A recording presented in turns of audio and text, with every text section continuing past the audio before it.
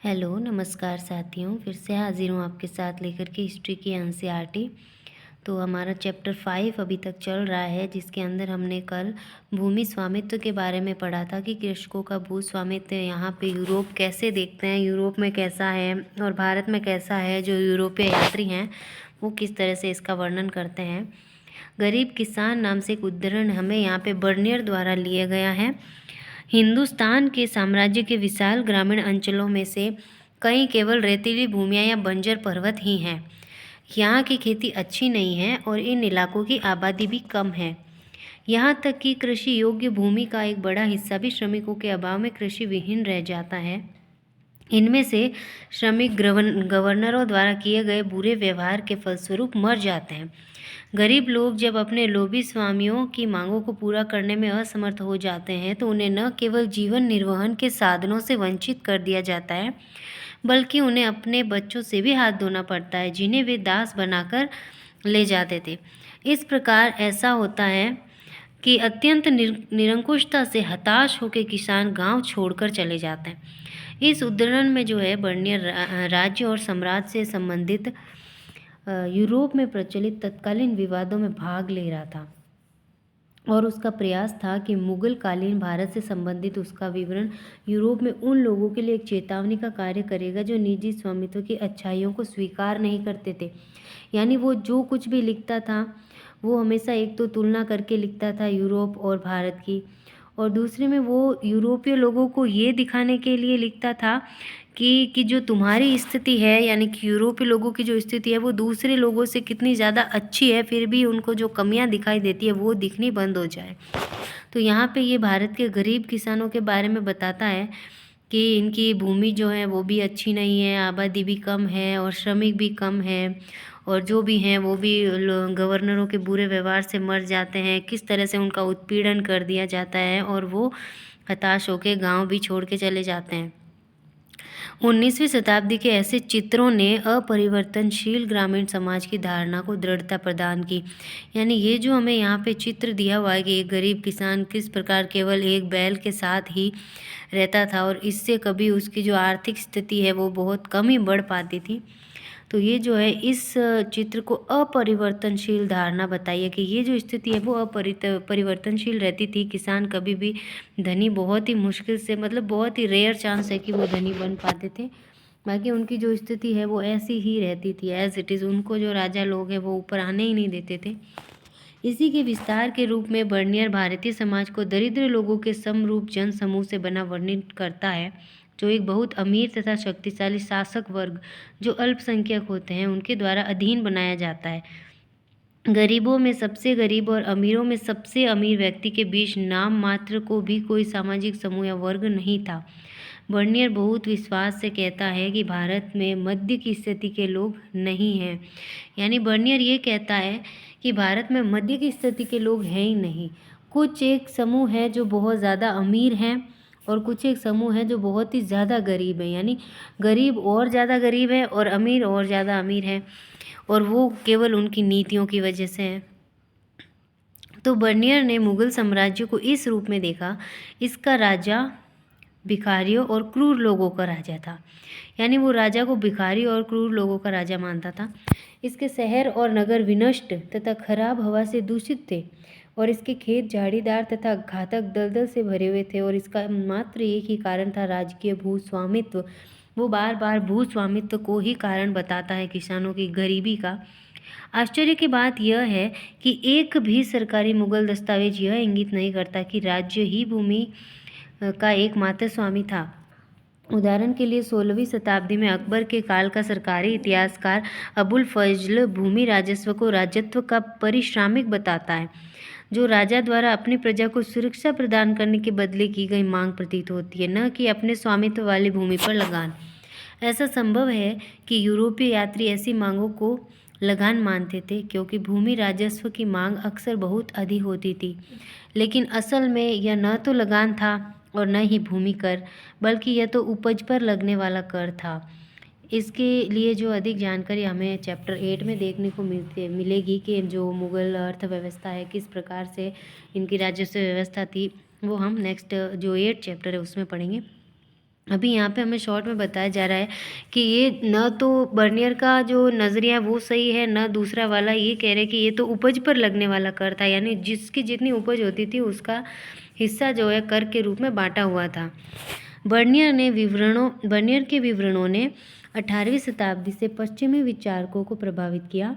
उदाहरण के लिए फ्रांसीसी दार्शनिक मॉन्टेस्क्यू ने उसके वृत्तांत का प्रयोग प्राच्य निरंकुशवाद के सिद्धांत को विकसित करने में किया, जिसके अनुसार एशिया जो प्राच्य या पूर्व है उसमें शासक अपनी प्रजा के ऊपर निर्बाध प्रभुत्व का उपभोग करते थे, जिससे दासता और गरीबी की स्थितियों में रखा जाता था। इस तर्क का आधार यह था कि सारी भूमि पर राजा का स्वामित्व होता था तथा निजी संपत्ति अस्तित्व में थी ही नहीं। इस दृष्टिकोण के अनुसार राजा और उसके अमीर वर्ग को छोड़ प्रत्येक व्यक्ति मुश्किल से गुजर बसर ही कर पाता था। यानी वही हाल जो बर्नियर बता रहा है कि राजा और अमीर वर्ग, और दूसरा हो गया बहुत ही गरीब वर्ग, मध्यम वर्ग तो कहीं देखने को ही नहीं मिलता है। 19वीं शताब्दी में कार्ल मार्क्स ने इस विचार को एशियाई उत्पादन शैली के सिद्धांत के रूप में आगे बढ़ाया। अब यहाँ पे एक और बात गौर करने की है जो मैं आपको बता देती हूँ साथ के साथ। मॉन्टेस्क्यू का जो सिद्धांत है वो है प्राच्य निरंकुशवाद। कई बार जो क्वेश्चन बनता है वो एग्जैक्ट यही बनता है कि मॉन्टेस्क्यू का सिद्धांत इसमें से कौन सा है, या फिर प्राच्य निरंकुशवाद किसने दिया, ये हो गया मॉन्टेस्क्यू का। और सेकंड जो हमें कार्ल मार्क्स का देखने को मिलता है वो एशिया उत्पादन की शैली का सिद्धांत, ये कार्ल मार्क्स का सिद्धांत है। ये दोनों सिद्धांत आपको बहुत ज़्यादा याद रखने हैं। उसने यह तर्क किया कि भारत या अन्य जो भी एशियाई देश हैं उनमें उपनिवेशवाद से पहले अधिशेष का अधिग्रहण राज्य द्वारा होता था। इससे एक ऐसे समाज का उद्भव हुआ जो बड़ी संख्या में स्वायत्त तथा आंतरिक रूप से समतावादी ग्रामीण समुदायों से बना था। इन ग्रामीण समुदायों पर राजकीय दरबार का नियंत्रण होता था और जब तक अधिशेष की आपूर्ति निर्विघ्न रूप से जारी रहती थी इनकी स्वायत्तता का सम्मान किया जाता था। यह एक निष्क्रिय प्रणाली मानी जाती थी, यानी ये जो भी प्रणाली है उनके उपज पर कर लेने का या अधिशेष का हिस्सा लेने का जो भी है, ये निष्क्रिय प्रणाली थी कि जब तक इनका ये होता चलता रहता था निर्विघ्न, यानी किसी भी बिना किसी बाधा के जब आता रहता था कर, तो ये प्रणाली चलती रहती। और जब इसमें कुछ बाधा आती, कुछ किसान कम दे पाते या उपज कम होती, तो फिर जाके जो है इनमें मनमुटाव पैदा होता और फिर हमें खींचातान कुछ देखने को मिलता है। परंतु जैसा कि हम देखेंगे कि ग्रामीण समाज का यह चित्रण सच्चाई से बहुत दूर था, बल्कि 16वीं और 17वीं शताब्दी में ग्रामीण समाज में चारित्रिक रूप से बड़े पैमाने पर सामाजिक और आर्थिक विभेद था। एक और बड़े जमींदार थे जो भूमि पर उच्च अधिकारों का उपभोग करते थे, दूसरी ओर अस्पृश्य भूमिहीन श्रमिक जो बलाहार कहलाते हैं वो थे। इन दोनों के बीच में बड़ा किसान जो किराए के श्रम का प्रयोग करता था और माल उत्पादन में संलग्न रहता था, साथ ही अपेक्षाकृत छोटे किसान भी थे जो मुश्किल से ही निर्वहन लायक उत्पादन कर पाते थे। यानी यहाँ पे हमें थोड़ी भिन्नता देखने को मिलती है जिसको सच्चाई से जोड़ा जाता है और वृत्तांतों से कुछ अलग है ये। फिर देखिए यहाँ पे हमने एक उदाहरण देखा जो है यूरोप के लिए एक चेतावनी। बर्नियर यूरोप को क्या चेतावनी देता है कि यदि यूरोपीय शासकों ने मुगल ढांचे का अनुसरण किया तो क्या होगा। उनके राज्य इस प्रकार अच्छी तरह से जूते और बसे हुए, इतनी अच्छी तरह से निर्मित, इतने समृद्ध, इतने सुश्रेष्ठ और फलते फूलते नहीं रह जाएंगे जैसा कि हम उन्हें देखते हैं। यानी वो यूरोपवासी को ये कहता है कि तुम जिस स्थिति में हो वो काफ़ी अच्छी है और अगर तुमने ये मुगल ढांचा अपनाने की कोशिश करी तो तुम इस तरह से नहीं रह पाओगे। ये दूसरी दृष्टि से हमारे शासक अमीर और शक्तिशाली हैं और हमें यह स्वीकार करना चाहिए कि उनकी और बेहतर और राजसी ढंग से सेवा हो। वे जल्द ही रेगिस्तान और निर्जन स्थानों के भिखारियों तथा क्रूर लोगों के राजा बनकर रह जाएंगे, जैसे कि वे जिनके विषय में मैंने वर्णन किया है। जो मुगल शासक है उनको वो भिखारियों और क्रूर का राजा तो बताता ही था और उन्होंने यूरोप के राजाओं को भी ये चेतावनी दे डाली।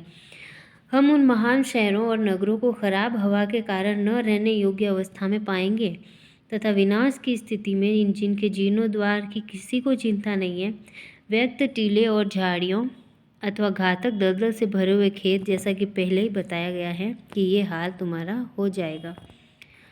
फिर देखिए यहाँ पे हमें एक जो चित्र दिया गया है, ये चित्र है सोने का चम्मच, जिसमें पन्ने और मणिक जड़े हुए हैं। मुगल कालीन शिल्पकारों की खास दक्षता का ये अच्छा उदाहरण है। ये देखिए, ये एक चम्मच है और इसके अंदर कितने अच्छे से जो है सोने के अंदर कलाकारी की गई है। ये हमें मुगल काल का नमूना देखने को मिलता है। फिर एक अधिक जटिल सामाजिक सच्चाई। हालांकि मुगल राज्य को निरंकुश रूप देने की तन्मयता स्पष्ट है, लेकिन उसके विवरण कभी कभी एक अधिक जटिल सामाजिक सच्चाई की ओर इशारा करते हैं। उदाहरण के लिए वो कहता है कि शिल्पकारों के पास अपने उत्पादों को बेहतर बनाने का कोई प्रोत्साहन नहीं था, क्योंकि मुनाफे का अधिग्रहण राज्य द्वारा कर लिया जाता था। इसलिए उत्पादन हर जगह पतोन उन्मुख था। साथ ही वो ये भी मानता है कि पूरे विश्व से बड़ी मात्रा में बहुमूल्य धातुएं भारत में आती थीं, क्योंकि उत्पादों का सोने और चांदी के बदले निर्यात होता था।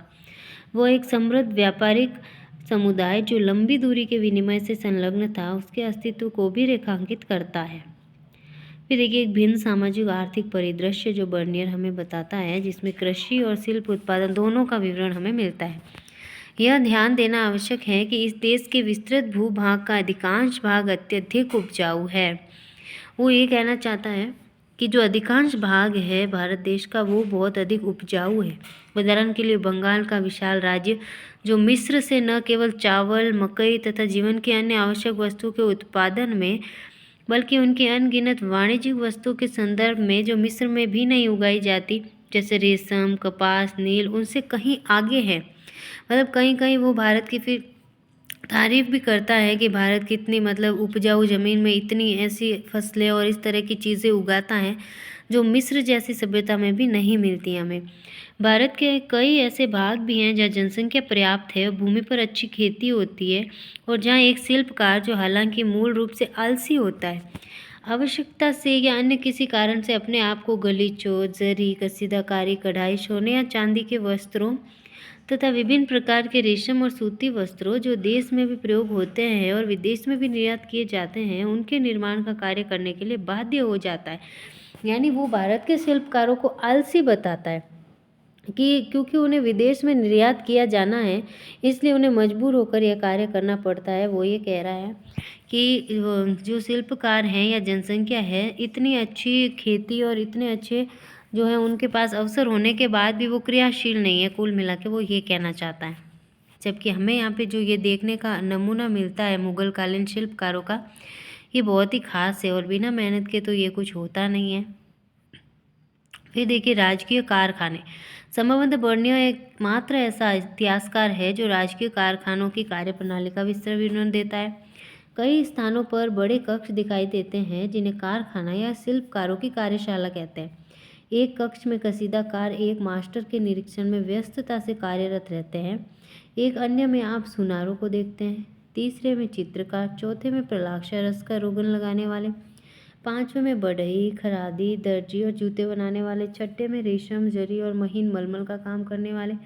शिल्पकार अपने कारखानों में हर रोज़ सुबह आते हैं, जहां वे पूरे दिन कार्यरत रहते हैं और शाम को अपने अपने घर चले जाते हैं। इसी निश्चेष्ट नियमित ढंग से उनका समय बीतता जाता है। कोई भी जीवन की उन स्थितियों में सुधार करने का इच्छुक नहीं है जिनमें वो पैदा हुआ है। यानी कुल मिला के वो ये कहना चाहता है कि जो है शिल्पकार या जो भी यहाँ पे हमें बताए गए हैं, ये सब जो है राजकीय कारखानों में काम करते हैं और इनको कुल मिला के वो आलसी तो बताता ही हैं कि इनकी मजबूरी है यहाँ पे काम करना, इसलिए ये करते हैं। बाकी ये मेहनती नहीं है, ये उस स्थिति को आगे नहीं बढ़ाते हैं, ये कुछ नई खोज नहीं करते हैं, इस तरीके से ये बता रहा है। और वो ये भी कहता है कि इनका समय जो है इसी तरह से बीतता चला जाता है और सभी अपने अपने कार्य में यहाँ दक्ष रहते हैं। 17वीं शताब्दी में जनसंख्या का लगभग 15% भाग नगरों में रहता था। यह औसतन उसी समय पश्चिमी यूरोप की नगरीय जनसंख्या के अनुपात से अधिक था। इतने पर भी बर्नियर मुगल कालीन शहरों को शिविर नगर कहता है, यानी बहुत छोटे तुच्छ नगर कहता है, जिससे उसका आशय उन नगरों से था जो अपने अस्तित्व और बने रहने के लिए राजकीय शिविर पर निर्भर थे। यानी जो राज्य के शिविर पर निर्भर थे उन्हें वो शिविर शहर कह रहा है या शिविर नगर कह रहा है। उसका विश्वास था कि ये राजकीय दरबार के आगमन के साथ अस्तित्व में आते थे और इसके कहीं और चले जाने के बाद तेजी से पतनोन्मुख भी हो जाते थे। उसने ये भी सुझाया कि इनकी सामाजिक और आर्थिक नींव व्यवहार्य नहीं होती थी और ये राजकीय प्रेशर पर आश्रित रहते थे। यानी ये जो शहरों के बारे में बता रहा है वो ये कह रहा है कि राजा लोग जो इनको थोड़ा बहुत कुछ आश्रय देते थे ये उन्हीं पे जो है आश्रित रहते थे और राजा लोग भी इनके लिए कुछ खास सुविधाएं नहीं करते थे। वो बर्नियर कहना चाहता है। भू स्वामित्व के प्रश्न की तरह ही बर्नियर एक अति सरलीकृत चित्रण को प्रस्तुत कर रहा था। वास्तव में सभी प्रकार के नगर अस्तित्व में थे, चाहे वो उत्पादन केंद्र हो, व्यापारिक नगर, बंदरगाह नगर, धार्मिक केंद्र, तीर्थ स्थान आदि जो भी। इनका अस्तित्व समृद्ध व्यापारिक समुदायों तथा व्यावसायिक वर्गों के अस्तित्व का सूचक है कि कहीं न कहीं इन वर्गों का अस्तित्व था। तो व्यापारी अक्सर मजबूत सामुदायिक तथा बंधुत्व के संबंधों से जुड़े होते थे और अपनी जाति तथा व्यावसायिक संस्थाओं के माध्यम से संगठित रहते थे। पश्चिमी भारत में ऐसे समूह को महाजन कहा जाता है और उनके मुखिया को सेठ। यहाँ पे हम पश्चिमी भारत की बात कर रहे हैं कि जो अपने पूरे बंधुओं के सहित कुछ सामुदायिक व्यवसाय या संस्था से जुड़ा होता, उसके समूहों को तो महाजन कहते थे लोग और उसके मुखिया को सेठ कहते थे। अहमदाबाद जैसे शहरी केंद्रों में सभी महाजनों का सामूहिक प्रतिनिधित्व व्यापारिक समुदाय के मुखिया द्वारा होता था, जिसे नगर सेठ कहा जाता था। यानी जितने भी ये सेठ जो या महाजन है, जो पूरे समूह है अलग अलग व्यापारियों के, उन सारे समूहों का प्रतिनिधित्व भी एक पूरा मुखिया द्वारा होता था, जिसे पूरे नगर का नगर सेठ कहा जाता था। अन्य शहरी समूहों में व्यावसायिक वर्ग जैसे चिकित्सक, हकीम या वैद्य, अध्यापक, पंडित या मुल्ला जिसको कहते हैं, अधिवक्ता जो वकील होता है, चित्रकार, वास्तुवेद, संगीतकार, सुलेखक आदि भी सम्मिलित थे। यानी व्यावसायिक वर्गों के बारे में हमें बता रहे कि यहाँ पे कौन कौन से वर्ग जो है मध्यकाल में जो सम्मिलित थे, जहाँ कहीं राजकीय प्रेशर पर आधारित थे, कहीं अन्य संरक्षणों या भीड़ भाड़ वाले बाजार में आम लोगों की सेवा द्वारा जीवन यापन करते थे। यानी इनको ये बता रहा है कि ये जो लगभग आम लोगों पे या फिर राजाओं के प्रेशर पर निर्भर थे। फिर देखिए हमें यहाँ पे दासियों के बारे में देखने को मिलता है। नेक्स्ट पॉइंट, महिलाएं और दासियां जो सती या फिर श्रमिक होती थी। जिन यात्रियों ने अपने लिखित वृतांत छोड़े वे सामान्यतः पुरुष थे। यानी पुरुषों ने ही मोस्टली ऐसे वृतांत छोड़े हैं जिन्हें उपमहाद्वीप में महिलाओं की स्थिति का विषय रुचिकर और कभी कभी जिज्ञासापूर्ण लगता था। कभी कभी वे सामाजिक पक्षपात को सामान्य परिस्थिति मान लेते थे। उदाहरण के लिए बाजारों में दास किसी भी अन्य वस्तु की तरह खुलेआम बेचे जाते थे और नियमित रूप से भेंट स्वरूप भी दिए जाते थे। जब इब्न बतूता सिंध पहुंचा तो उसने सुल्तान मोहम्मद बिन तुगलक के लिए भेंट स्वरूप घोड़े, ऊंट और दास खरीदे और ये इस बात का प्रमाण है कि दास भी वहाँ यानी मनुष्य भी वहाँ चीज़ों की तरह खरीदे बेचे जाते थे। जब वह मुल्तान पहुंचा तो उसने गवर्नर को किशमिश के बादाम के साथ एक दास और घोड़ा भेंट रूप में दिए। इब्न बतूता बताता है कि मोहम्मद बिन तुगलक नासिरुद्दीन नामक धर्मोपदेशक के प्रवचन से इतना प्रसन्न हुआ कि उसे 1,00,000 टके और 200 दास दे दिए। इब्न बतूता के विवरण से प्रतीत होता है कि दासों में काफ़ी विभेद था। सुल्तान की सेवा में कार्यरत कुछ दासियां संगीत और गायन में निपुण थी और इब्न बतूता सुल्तान की बहन की शादी के अवसर पर उनके प्रदर्शन से खूब आनंदित हुआ। सुल्तान अपने अमीरों पर नज़र रखने के लिए दासियों को भी नियुक्त करता है और दासों को सामान्यतः घरेलू श्रम के लिए इस्तेमाल किया जाता था और इब्न बतूता ने इनकी सेवाओं को पाल किया डोले में पुरुषों और महिलाओं को ले जाने में विशेष रूप से अपरिहार्य पाया। दासों की कीमत विशेष रूप से उन दासियों की जिनकी आवश्यकता घरेलू श्रम के लिए थी बहुत ही कम होती थी और अधिकांश परिवार जो उन्हें रख पाने में समर्थ थे कम से कम एक या दो तो रखते ही थे। यानी दास इतने सस्ते माने जाते हैं कि अधिकांश परिवार में एक या दो दास आपको देखने को मिल ही जाता था। सभी समकालीन यूरोपीय यात्रियों अथवा लेखकों के लिए महिलाओं से किया जाने वाला बर्ताव अक्सर पश्चिमी या पूर्वी समाजों के बीच भिन्नता का एक महत्वपूर्ण संकेतक माना जाता है। इसलिए आश्चर्यजनक बात नहीं है कि बर्नियर ने सती प्रथा को विस्तृत विवरण के लिए चुना। उसने लिखा कि हालांकि कुछ महिलाएं प्रसन्नता से मृत्यु को गले लगा लेती थीं और अन्य को मरने के लिए बाध्य किया जाता था। यानी जो सती प्रथा थी उसमें क्या होता था, पहले जो किसी स्त्री का पति मर जाता था तो उसको उसके पति के साथ जिंदा जला दिया जाता था। अब कई सारी पत्नियां तो प्रेमवश खुद ही मृत्यु को गले लगा लेती थी और जलती हुई चिता के साथ जल जाती थी। कई जो ऐसी हिम्मत नहीं कर पाती थी उनको फिर मरने के लिए बाध्य भी किया जाता था, यानी जबरदस्ती भी उनको जिंदा जला दिया जाता था। लेकिन महिलाओं का जीवन सती प्रथा के अलावा कई और चीज़ों के चारों ओर भी घूमता था। उनका श्रम कृषि तथा कृषि के अलावा होने वाले उत्पादन दोनों में महत्वपूर्ण था। व्यापारिक परिवारों से आने वाली महिलाएं व्यापारिक गतिविधियों में भी हिस्सा लेती थी, यहाँ तक कि कभी कभी वाणिज्यिक विवादों को अदालत के सामने भी ले जाती थी। अतः यह असंभाव्य लगता है कि महिलाओं को उनके घरों के खास स्थानों तक परिसीमित ही रखा जाता था।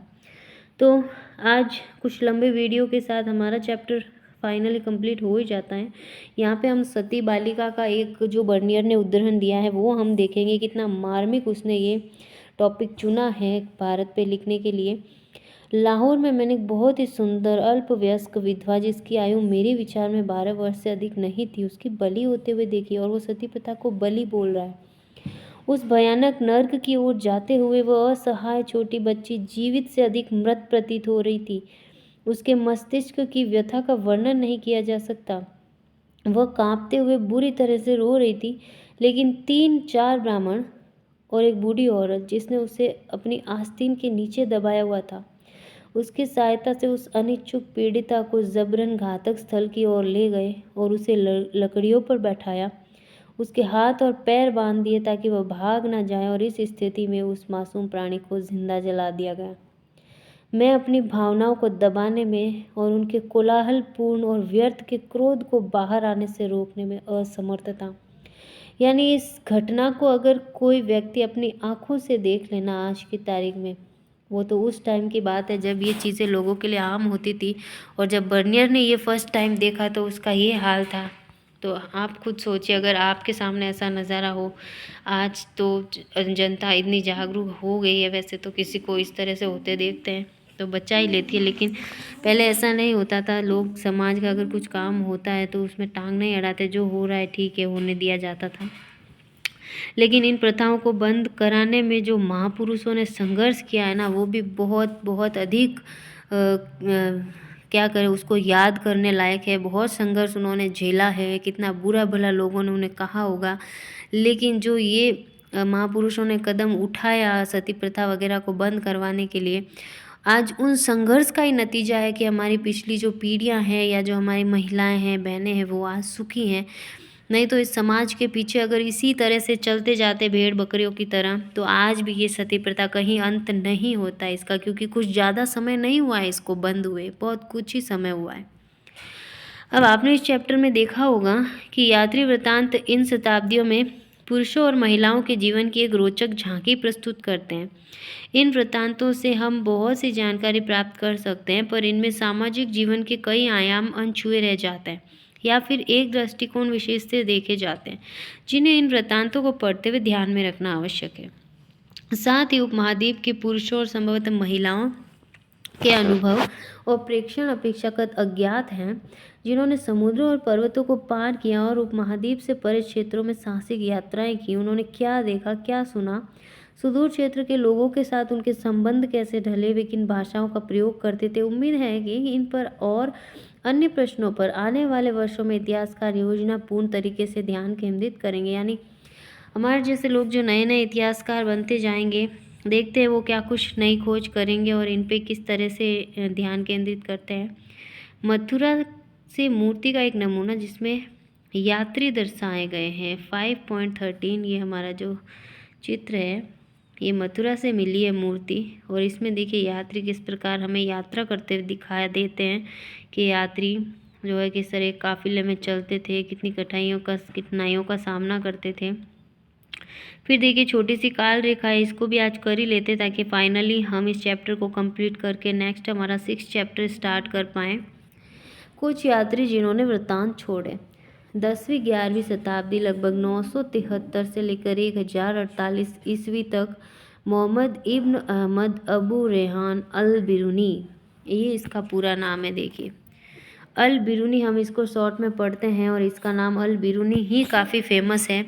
लेकिन जब हम इसका पूरा नाम पढ़ते हैं ना, मोहम्मद इब्न अहमद अबू रेहान अल बिरूनी, ये इसका पूरा नाम है। और इसके जो वृत्तांत हैं उसका काल है 973 से 1048, यानी 10वीं 11वीं ईस्वी, और उज़्बेकिस्तान से ये आया था। फिर देखिए 13वीं शताब्दी 1254 से लेकर 1323, मार्को पोलो इटली से आया था।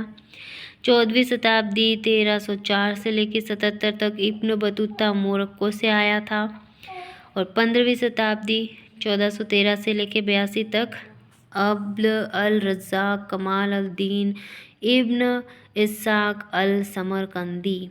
जबकि हम इसको शॉर्ट में फेमस जो इसका नाम है वो क्या पढ़ते हैं, वो है ओनली समरकंदी, जो समरकंद से आया था। लेकिन ये इसका पूरा लंबा चौड़ा नाम है, पूरे ख़ानदान का इसने जोड़ रखा है। ये आया था 15वीं शताब्दी में। और 15वीं ही शताब्दी में भारत में बिताए गए वर्ष अफनासी निकितिन, जो लगभग 15वीं शताब्दी में रूस से आया था, और उसने भारत में 1466 से 72 तक वर्ष बिताए। फिर 16वीं शताब्दी आ जाती है हमारी। 1518 भारत की यात्रा करी दूरते बारबोसा ने, और इसकी मृत्यु 1521 में हो गई थी, और ये पुर्तगाल से आया था। फिर 16वीं ही शताब्दी में 1562 इसकी मृत्यु का वर्ष है। सईदी अली रईस, ये भी तुर्की से आया था। देखिए हम जो फेमस यात्रियों के नाम है वो तो क्वेश्चन में पूछे जाते ही हैं, कई बार ये तो कॉमन है। लेकिन आजकल जो एग्ज़ाम्स का पैटर्न बदल रहा है उनमें ये नए नए नाम दे दिए जाते हैं। फिर बच्चे सोचते हैं ये कहाँ से आया, इसको कहाँ से पढ़े, इतना डीपली कौन पढ़ता है। लेकिन ये छोटे छोटे फैक्ट हमारी एनसीईआरटी में दिए रहते हैं और हम इनको नेगलेक्ट कर जाते हैं, कहीं ना कहीं इग्नोर कर जाते हैं, और ये हमारे बहुत काम के होते हैं। इसीलिए इनको अलग से सारनियाँ बनाकर हमें दिए जाते हैं। तो 16वीं शताब्दी में जो हमारा और है वो है 1536 से लेकर 1600 तक अंतोनियो मांसेरेते, जो स्पेन से आया था। आप बार बार इन काल रेखा को पढ़ेंगे तो कहीं ना कहीं हो सकता है पूरी तरह याद हो भी जाए, और न भी होंगे ना तो भी क्वेश्चन में आएगा तो आपको एकदम से नया और अनजाना नहीं लगेगा। आप कहीं ना कहीं उसको 90% तक अटेंड हिट कर पाओगे। फिर देखिए 17वीं शताब्दी 1626 से लेकर 31, 17वीं शताब्दी में आता है महमूद वली बल्खी, बलख से भारत में बिताए उसने ये वर्ष। और 1600 से लेके 1667 तक पीटर मुंडी, जो इंग्लैंड से आया था। 1605 से लेके 89 तक जो बैप्टिस्ट टेवर्नियर फ्रांस से आया था, और फ्रांसवा बर्नियर भी फ्रांस से आया था 1620 से लेके 88 तक। ये जो भी 1616वीं 17वीं शताब्दी के हैं ये लगभग अकबर और जहांगीर के काल के हमें यहाँ पे देखने को मिलते हैं। और इसके अलावा हम 10वीं 11वीं से शुरू करते हैं, सबसे पहले अल बिरूनी से। फिर 12वीं शताब्दी का यहाँ हमें कोई दिखाई देता नहीं है। फिर 13वीं 14वीं 15वीं 16वीं 17वीं, इन शताब्दियों के हमें ये याद रखने हैं। इनका कोई संकेत नहीं है। अन्य तिथियाँ यात्रियों के जीवन काल को बताती है। फिर देखिए यहाँ पे हमारा ये चैप्टर कंप्लीट होता है। तो हम जो इन चैप्टर्स के एमसीक्यूज़ करते हैं वो हम कोशिश करते हैं कि जो लाइव क्लास हमारी शाम को आती है, कभी आती है कभी नहीं भी आ पाती है, तो आपके पास जब नोटिफिकेशन आता है तो आप देख लीजिए। और इनके हम जो ऑथेंटिक एमसीक्यूज़ है जो एनसीईआरटी द्वारा दिए गए एक एक क्वेश्चन के अंदर काफ़ी सारे क्वेश्चन बनते हैं, उनको भी हम करते हैं। तो इन चैप्टर्स को पढ़ने के बाद, थ्योरी को पढ़ने के बाद क्वेश्चन ज़रूर लगाइएगा, टेस्ट भी दीजिएगा। तो फाइनली हमारा 5th चैप्टर कंप्लीट होता है। मिलते हैं फिर नए चैप्टर के साथ नेक्स्ट वीडियो में। आज के लिए बस इतना ही। बहुत बहुत धन्यवाद आपका।